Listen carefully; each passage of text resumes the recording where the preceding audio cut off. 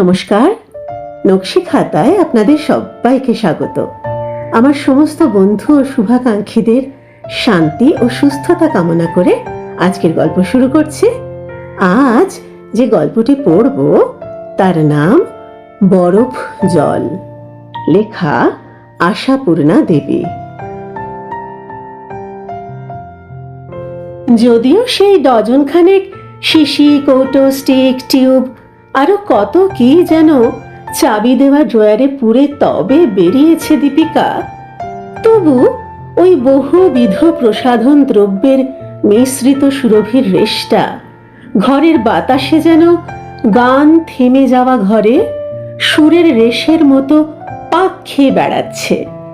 হয়তো আরো বেশিক্ষণই থাকবে এই রেশটা। শব্দের থেকে গন্ধের স্থায়িত্ব অনেক বেশি, সুরের থেকে সৌরভের। দীপিকা বেরিয়ে যাবার অনেক পর পর্যন্ত বুবু টুটুর ঘ্রাণেন্দ্রিয় এই সৌরভের স্বাদ পায়, কারণ এটাই বুবু টুটুর পড়ার ঘর। অথচ এই ঘরটা ছাড়া নিজেকে একটু ছড়িয়ে বিছিয়ে শিথিল করে প্রসাদিত করবার জায়গার কোথায় দীপিকার?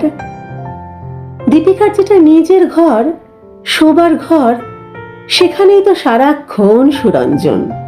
অন্তত দীপিকার বেরোবার সময়টায়।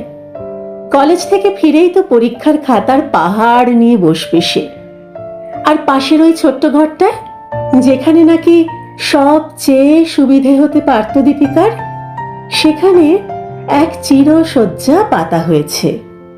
সুরঞ্জনের রুগ্ন মা পড়ে আছেন সেখানে অনড় অচল হয়ে। ও ঘরটাতে নেহাত দায় পড়ে ছাড়া ঢুকতেই ইচ্ছে করে না দীপিকার। তো সাজসজ্জা করবে কি? তাছাড়া বুড়ির হাত পাই শিথিল হয়ে গেছে, দৃষ্টিটি আদৌ নয়, কটকট করে তাকিয়ে থাকে। অতএব মেয়েদের পড়ার ঘর ছাড়া গতির অন্যথা। ঘরটা পড়ার বললে পড়ার, শোবার বললে শোবার। বুবু টুটু বড় হয়ে অবধি এই ঘরেই শোয়। ঘরটা বড়, এই ঘরে হাত পা মেলিয়ে সাজসজ্জা করা যায়। তাছাড়া মেয়েই তো, নিজেরই মেয়ে, তাদের সামনে আর লজ্জা কি? তারা রাগ করে? বই গেল, তাদের রাগ ধর্তব্য করতে যাবে নাকি দীপিকা? তা আজকাল আর তারা রাগ করে না, গুম হয়ে বসে থাকে বইয়ের পাতায় চোখ রেখে। আগে করতো রাগ যখন স্কুলের মেয়ে ছিল, বলতো বাবা, যেই আমরা পড়তে বসবো সেই শুরু হয়ে যাবে মার সাজসজ্জা। ওহ! দীপিকা জোরে জোরে ঘাড়ে পাউডার ডলতে ডলতে অথবা মুখে ক্রিম ঘষতে ঘষতে বলতো, তাতে তোমাদের কি ব্যাঘাতটা ঘটছে? ঘরে আমি চেঁচাচ্ছি না টিন পেটাচ্ছি? প্রখরা বুবু ঠোঁট উল্টে বলতো, না করলেই বা কি, তোমার উপস্থিতিটাই আমাদের অনুভূতির উপর টিন পেটানোর শামিল। ওহ, বড্ড কথা শিখেছিস। বলকে জানা তোদের সোহাগের বাপিকে একটা 7 মহলা বাড়ির ব্যবস্থা করতে। তার চেয়ে অনেক সোজা তোমার সাজের মাত্রাটা একটু কমানো। বড় বড় কথা বলিস নে বুবু। দীপিকা ধমকে উঠত, বয়সের মতো থাক। বুবু তবুও কথা বলতো, মার সাজের উপকরণ নিয়ে নানা মন্তব্য করত। সাহিত্য সভায় যোগ দিতে যেতে এত সাজসজ্জা অবশ্য প্রয়োজনীয় কিনা এমন সব কটু প্রশ্ন তুলত। অর্থাৎ বুবু বয়সের মতো থাকতো না, অথচ এখন বয়স হয়েও চুপ করে থাকে, বইয়ে চোখ ফেলে গুম হয়ে বসে থাকে। দীপিকা নামের একটা মানুষ যে ঘরের মধ্যে ওই ডজন খানেক কৌটো বাটা নিয়ে ছুটোছুটি করে বেড়াচ্ছে, তা যেন দেখতেই পায় না। আগে এত রকম উপকরণের ব্যবহার জানতো না দীপিকা, এখন শিখেছে, আরো শিখছে। কারণ এখন দীপিকার নিজের রোজগারের পয়সা হাতে আসছে। না, আগে এত বেশি বেরোতো না দীপিকা। সংসার সংসার বাতিকি ছিল বরং তার সঙ্গে লেখার শখ একটু ছিল। অবকাশ সময়ে সেটা নিয়ে বসতো, কদাচ সংসার ভাসিয়ে দিয়ে নয়। কিন্তু এখন দীপিকার পদ্ধতি বদল হয়েছে। এখন সংসার ভাসাচ্ছে, নিজেকে ভাসাচ্ছে। কারণ এখন বাজারে দীপিকার লেখার কদর হয়েছে, দীপিকা লেখার জন্য দাম পাচ্ছে, অর্থাৎ দীপিকা দরের মানুষ হয়ে উঠেছে। দীপিকাকে অতএব প্রায় প্রতিদিনই কোনো না কোনো সভায় যোগ দিতে হচ্ছে। যেহেতু দীপিকা মজুমদার নামটা সাহিত্য সমাজের তালিকায় উঠে গেছে, এখন দীপিকার নামে রাত দিনে আসছে চিঠি, পত্র, কার্ড। গোড়ায় গোড়ায় সুরঞ্জন বলতো, পোস্টে একটা কার্ড এলেও ছুটতে হবে, ওতে মান থাকে। দীপিকা তখন বলতো, কার্ডটা যে পাঠিয়েছে মনে করে এটাই তো যথেষ্ট বাবা, তা নয়তো কি দীপিকা মজুমদারকে গাড়ি এনে সাধবে? কিন্তু এখন তো সে ঘটনাও ঘটছে মাঝে মাঝে, গাড়ি এনে সেধেও নিয়ে যাচ্ছে দীপিকা মজুমদারকে। এখন দীপিকা মজুমদার হচ্ছে প্রগতিশীল লেখক গোষ্ঠীর একজন। তেমন তেমন সভায় প্রধান অতিথির ভূমিকাটিও গ্রহণ করতে হয়। ভূমিকা না জুটলেও গিয়ে জোটে, সাজবার একটা সুযোগ তো জোটে তাতে। অবশ্য আড়ালে সবাই হাসাহাসি করে ওর সাজের ঘটা দেখে, কিন্তু তাতে কি এসে গেল? আড়ালে তো লোকে রাজার মাকেও ডাইনি বলে। নিজের মেয়েরা বিদ্রুপ করে, বুবু টুটু বয়েই গেল। দীপিকা ওতে কেয়ার করে না। আসল কথাটা তো ধরা পড়ে গেছে দীপিকার কাছে। মায়ের এই হঠাৎ নামটাকে মেয়েদের হিংসে জেগেছে। মা ঘর সংসার করবে, ওদের সুখ সুবিধে দেখবে, ওদের এই কাগজের স্বর্গে আত্মগোপনকারী বাপকে তোয়াজ করে ডেকে ডেকে খাওয়াবে মা। এই ব্যাস, বড় জোর অবকাশকালে একটু খাতা কলম নিয়ে বসবে, আবার কি। মেয়েরা তো এখন কিছুই বলে না, তবু নিজেই কথা গেঁথে মনে মনে উত্তর দেয় দীপিকা। আর তোমরা তোমরা স্কুলে যাবে, কলেজে যাবে, পাশ করবে, নাম করবে, আর ম্যাট্রিক ফেল মাকে অনুকম্পার দৃষ্টিতে দেখবে। এই তো, এইটাই ছিল ন্যায্য। কেমন? তা হচ্ছে না, চাকা ঘুরে গেছে। ম্যাট্রিক ফেলই ডঙ্কা বাজিয়ে পাদব প্রদীপের সামনে গিয়ে দাঁড়াচ্ছে। তাই তোমাদের গোসা। কেমন? দীপিকা বোঝে, তাই গ্রাহ্য করে না মেয়েদের অপছন্দ। 16 রকম উপকরণ জুটিয়ে এনে এদেরই সামনে ঘুরে ফিরে হেঁটে চলে ঘন্টা খানেক ধরে সৌন্দর্য বৃদ্ধির অনুশীলন করে। তারপর বেরিয়ে যায় বহুবিধ প্রসাধন দ্রব্যের মিশ্রিত সৌরভে ঘরটাকে স্বপ্নাতুর করে রেখে। জিনিসগুলো চাবিবদ্ধ ড্রয়ারে রেখে যায়। তার কারণ মেয়েরা ওগুলো দেখে ফেলে, এটা দীপিকার ইচ্ছে নয়। কত রকম কলা কৌশলেই যে চেহারাটিকে রাখতে হয় তা প্রকাশ না করাই ভালো।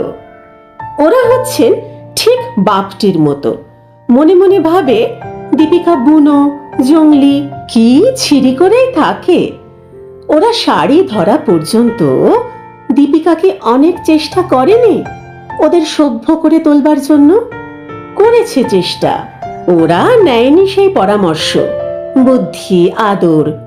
টুটু বলেছে, থাক মা ওসব, কমনীয়তা, পেলবতা, চারুতা, ঔজ্জ্বল্য, অতুল্য তোমার জন্যই থাক, তোমাকে মানায় ওসব, আমাদের নিয়ে আর টানা হেঁচড়া করো না। আর বুবু বলেছে, মহৎ লক্ষ্য, মহৎ কাজ ওসব তুচ্ছ ব্যক্তিদের জন্য নয় মা। এই আমার লক্ষ্যবিহীন জীবনটা নিয়ে বেশ আছি, শরীরটাকে নিয়ে আর বাগানের মালির মতো খাটতে পারি না। বাগানের মালি? দীপিকা ভুরু কুঁচকেছে। বুবু ঠাকুর রামকৃষ্ণের ভঙ্গিতে হাত উল্টে বলেছে, তা ছাড়া আর কি? এও তো সেই জল দাও, সার দাও, ছাঁটো, কাটো, পর্যবেক্ষণের উপর রাখো, ওহ, ও তোমাকেই পোষায়। দীপিকা রেগে লাল হয়েছে। দীপিকা অতএব মেয়েদের হিত চেষ্টা থেকে বিরত হয়েছে। তাই ওরা দুটো তরুণী মেয়ে সাদা শাড়ি পরে খালি হাত করে, আর চুলগুলো নুড়ো নুড়ো করে বেড়ায়। আর ওদের মধ্যবয়সী মা মুখে চোখে রঙের তুলি বুলিয়ে 10 রকম মশলা দিয়ে গা মেজে 6 ইঞ্চি চওড়া ব্লাউজ পরে সমাজে চড়ে বেড়ায়। ইদানিং আবার চুলের নিচে বল বসিয়ে টোপরের মধ্যে খোঁপা বাঁধতে শুরু করেছে। শিখেও ফেলেছে কায়দাটা নিখুঁত করে। আজও সেই কায়দায় জাল বিছিয়ে তার মধ্যে ভেজালের গোলা পুরে খোঁপা টোপা বেঁধেছে ঘন্টা খানেক ধরে।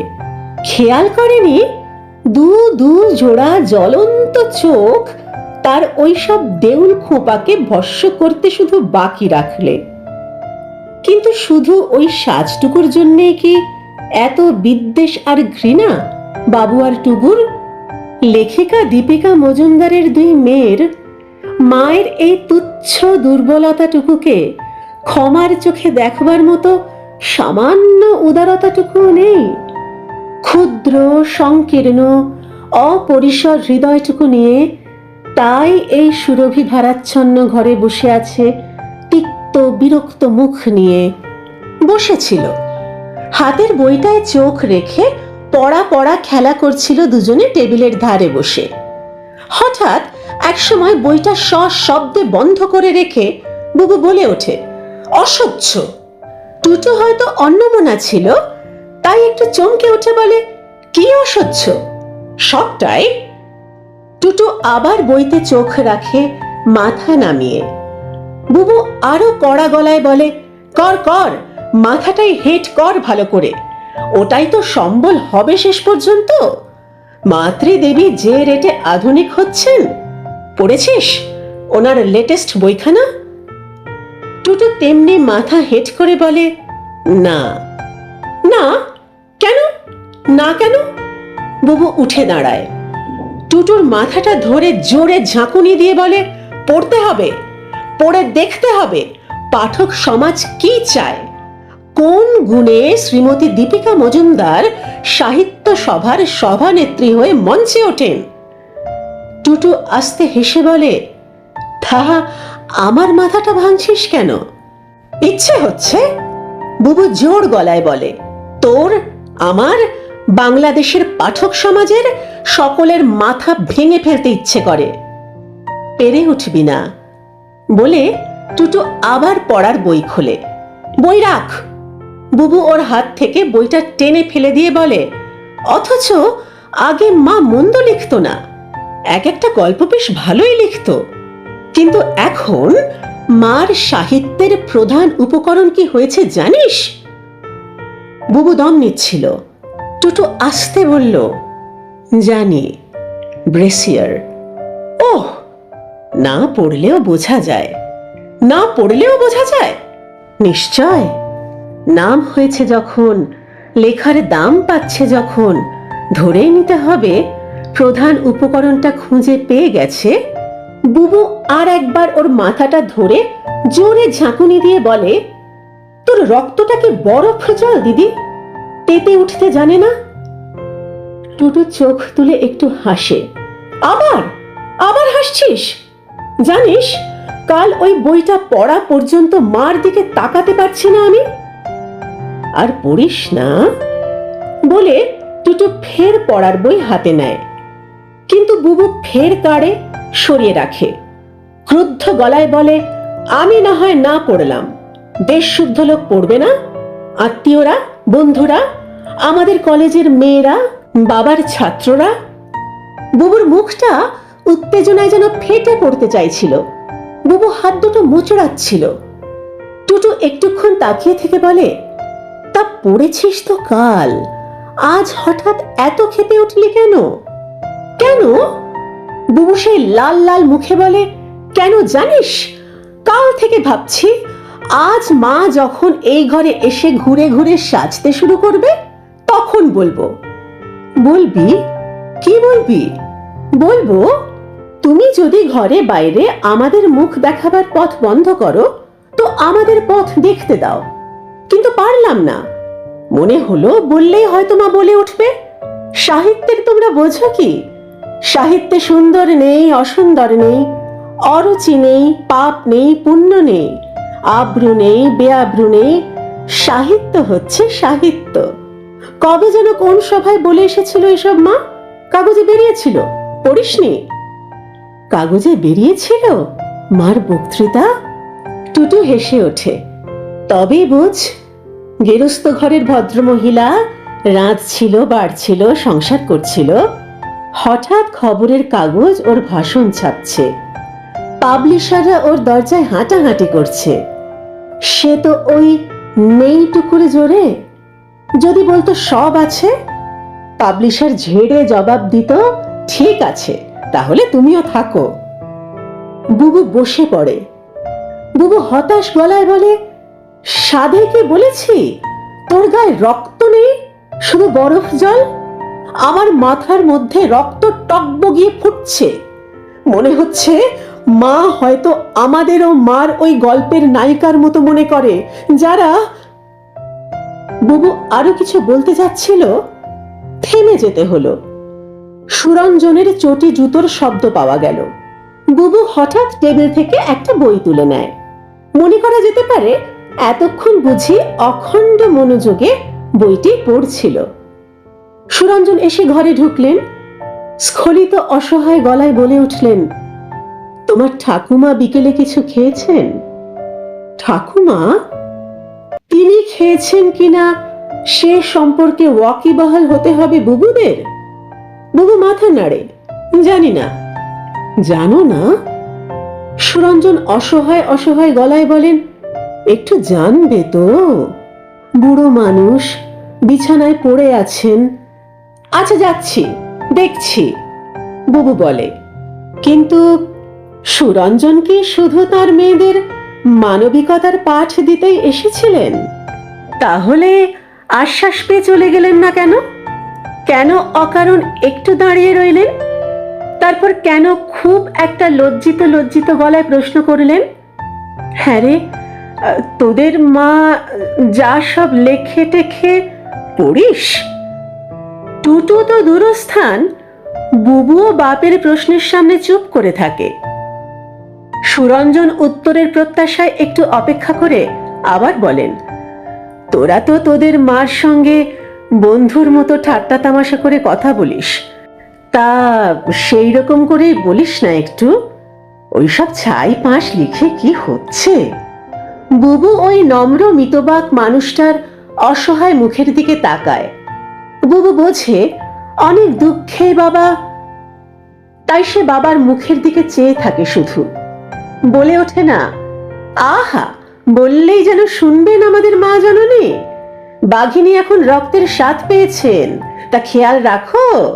নাম, ডাক, অর্থ, এর স্বাদ কি সোজা নাকি?